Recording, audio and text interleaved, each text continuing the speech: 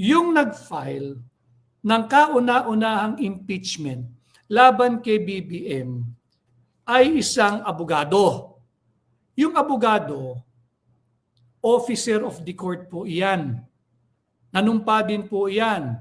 Bago naging abogado, kahit pumasa ka sa bar exam, kinakailangan kang manumpa sa Korte Suprema. No? At bilang officer of the court, mas mataas po yung antas ng demeanor o pag-uugali o karakter ang inaasahan sa mga abogado. Bakit? Ganun po talaga eh. Talaga pong mataas yung standard ng profesyong yan. Sino ba yung nag-file? A certain attorney, Andre De Jesus. Bakit siya dapat pag-usapan ng banggitin? Sapagkat doon sa desisyon po ng Korte Suprema na napakagandang isinulat ni Senior Associate Justice Marvic Leonen, ulitin ko sinabi niya, lahat ng sasali diyan sa proseso ng impeachment ay as accountable to our people as those who are made the subject of impeachment. Pati po yung nag-file. Ngayon, sino po yung makapal ang muka na kongresistang nag-endorso nung impeach me? Okay lang mag-endorso, pero wag naman yung impeach me. Kaya po ito nag-endorso, inuunahan po nila yung mga lehitimong impeachment complaint. Bababuyin na naman po nila yung proseso. Kaya po hindi tinatanggap kanina ng Office of the SecGen yung pangalawang impeachment complaint. Dahil daw po may nauna na.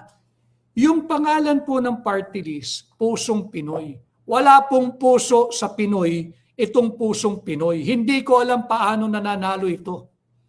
Ang pangalan po ng kongresista ay si Congressman Jet Nisay. Kunin po niyo mga pangalan ay meron tayo palang niyan, nung kanilang press release.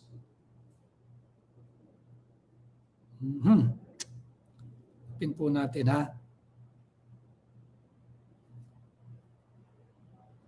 Ito po, makita ko lang.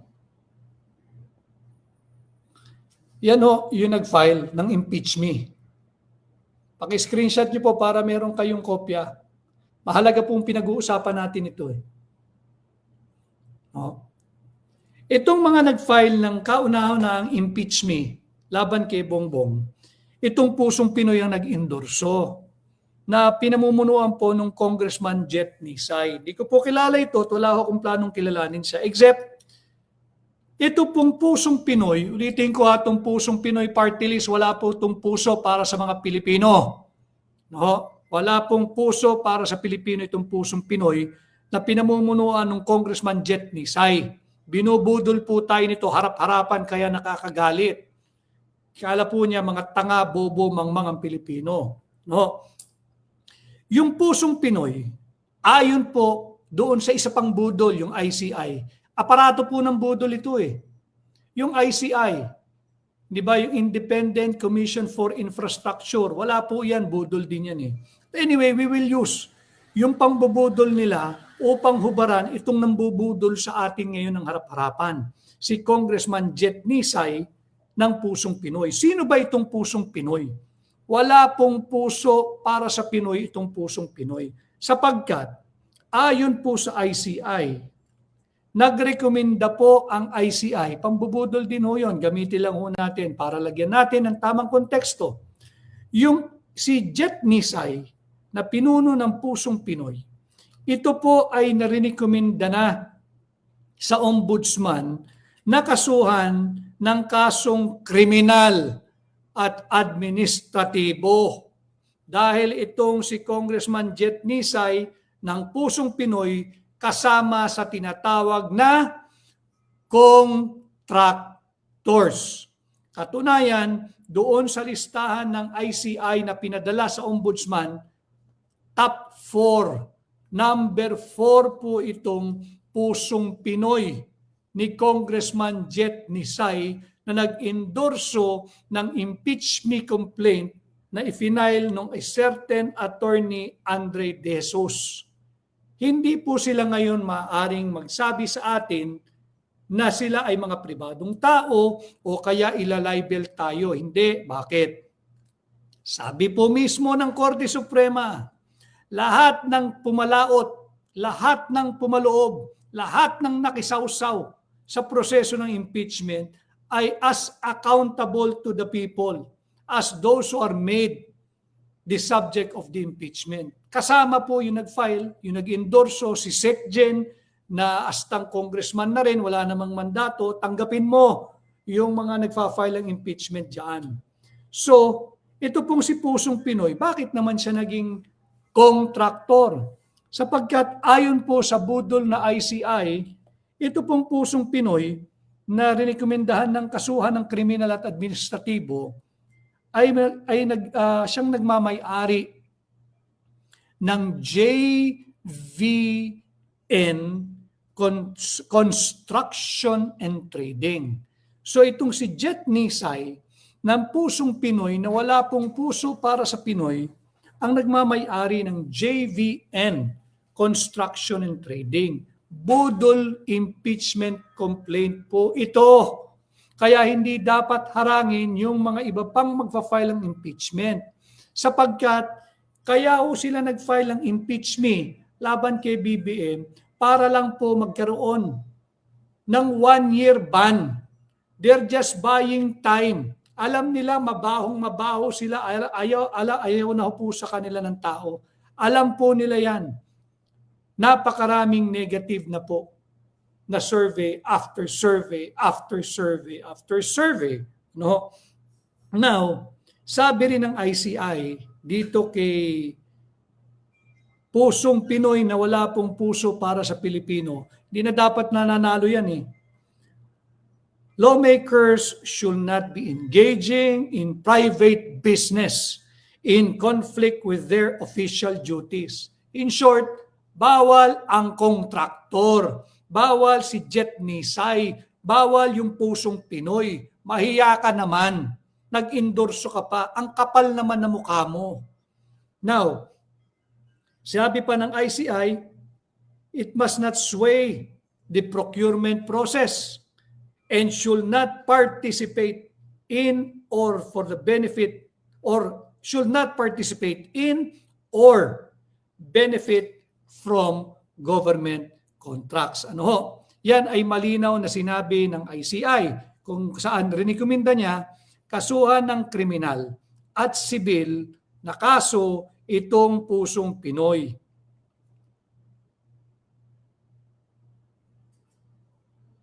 Okay. Meron pong panibagong gimmick, yung SecGen. Kakagalit po eh. Wala daw po yung SecGen na sa Taiwan. Kaya po hindi tinanggap yung second impeachment complaint na ifinail ng Makabayan Black. Ano? Dahil wala daw si SecGen. Eh hindi na papasok yan. Para lang wala nang matanggap na panibagong impeachment complaint. Bakit? Ang Office of the Secretary General ba ay isa lang ang tao, isa lang ang staff, wala bang deputy? Sino ang deputy SecGen ng House of Representatives? Ministerial lamang ho yung pagtanggap ng impeachment complaint. Huwag niyo po kaming lokohin, huwag niyo po kaming budulin. Cheloy, Attorney Cheloy, classmate, mahiya ka naman. Pasensya ka na, I have to call you out. Hindi ibig sabihin wala ka sa Pilipinas at nasa Taiwan ka. Galing ka na dyan dati, di ba? Nagmeko ka na nung araw, hindi ba? Ngayon, nandiyan ka na, SecGen. Classmate, mahiya ka naman. Utusan mo yung staff mo. Kapwa tayo abogado, alam mo yung tama't mali. Ministerial lang yung pagtanggap ng impeachment complaint. Huwag kang umastang para ka ring si Reggie Velasco, yung pinalitan mo. Hindi kayo kongresista, wala kayong mandato. Sweldado kayo naming mga Pilipino. Kaya po natin pinag-uusapan ito sapagkat hindi natin tatanggapin at hindi katanggap-tanggap ang ganitong lantarang pang-iinsulto sa kamulatan nating mga Pilipino. Ministerial lang ho yung pagtanggap ng impeachment complaint. Huwag nilang harangin. Mahiya ka naman. SecGen Cheloy Garafil. I hate to do this to you, we're classmates, but sinabi ko na paulit-ulit, I will always side with the Filipino people. Malaking kasalanang hindi mo tanggapin. Hindi mo utusan ang iyong tanggapan na tanggapin itong impeachment complaint. That is why I run to you, my beloved countrymen. Lahat tayo dapat invested dito. Kalampagin natin itong House of Representatives, itong SecGen, itong Attorney Cheloy Garafil. Wag naman, wag mong gawin yan. Utusan mo ang iyong deputy, ang iyong staff. Huwag ninyong gawing mangmang. Harap-harapang pambabastos yan sa aming mamamayang Pilipino. Tanggapin ninyo. Kung walang kasalanan si Baby M, bakit ba masyado ninyong bine-baby? Hindi ba't pag presidente ka, lahat ng resources na sayo, hindi dapat hindi tanggapin ang impeachment complaint. Bukas, sarado ang Kongreso, Biyernes Friday, Saturday, sarado Paanong Monday kung wala pa rin yung SecGen? At talagang umalis siya ng 1 month. Ibig sabihin, wala nang ibang impeachment complaint na makakalusot. Bawal po iyan. Kalokohan po yan, panloloko po yan. Kaya dapat natin pinag-uusapan yung ganitong napakahalagang mga usaping panlipunan. Pag-usapan natin ito, kinakailangan lahat kayo kasali. Mantakin ho ninyo.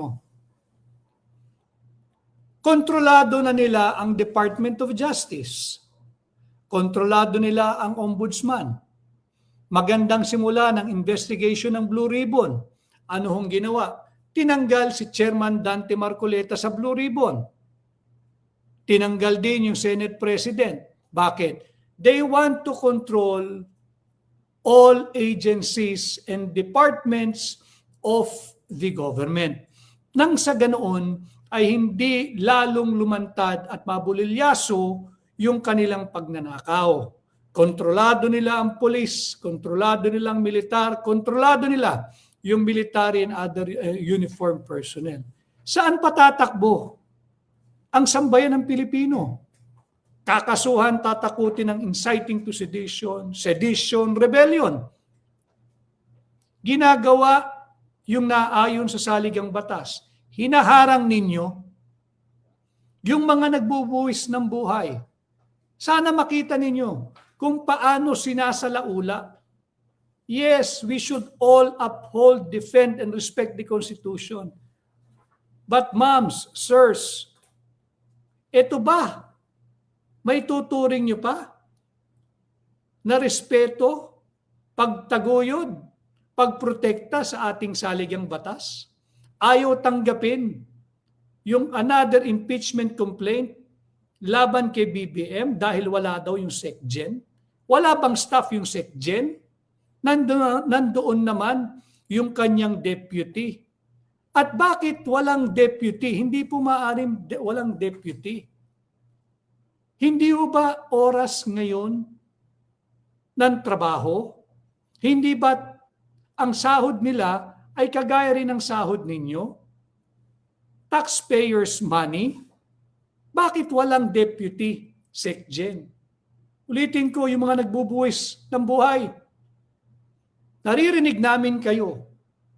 Sinusunod natin lahat ng naayon sa saligang batas. Pero tingnan ninyo kung paano walang hiyain ang bawat aksyon ng mamamayang Pilipino.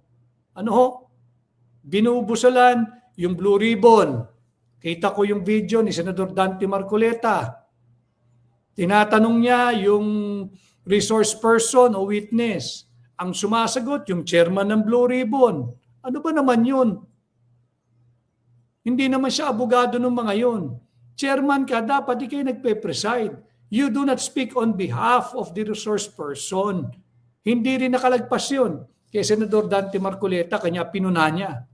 Hindi ba? So, mahirap namang maniwala kasi na si Attorney Garafil mag-isa lang sa kanyang tanggapan. Walang deputy, walang staff, wala lahat.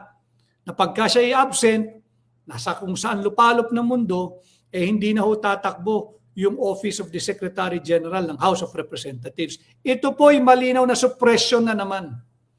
Yan po ay suppression na naman. So sana ho ay maging aktibo kayo dito sa proseso ng impeachment. Kinakailangan maging maalam po kayo. Maging aktibo, pag-usapan po ninyo. Yan naman po ang bahagi at parte ng ating advokasya eh. Sa po rito, yung impeachment is accountability. Hindi po ibig sabihin pag ikinasuhan ng impeachment, guilty ka na. Hindi po ibig sabihin pag na-impeach ka, guilty ka na. Hindi po. Ito po ay sukatan ng iyong accountability. May trial pa po rito eh. May pagdinig pa na kung saan ibibigay lahat ng due process sa iyo na nakasulat at may garansya, nakaukit sa ating saligang batas. Malinaw po iyan sa desisyon ng ating Korte Suprema. Malinaw po yan at wala pong discretion ang Secretary General, pati na ang Speaker, pagdating dyan sa impeachment. Kinakailangan nilang tupdin, basahin ninyo yung napakalinis, napakagandang desisyon ng Korte Suprema. Pinagtiyagaang himayin ni Senior Associate Justice Marvic Leonen. No? Yan ang dapat ninyong pagtuunan ho ng pansin. Pag-usapan po natin itong impeachment.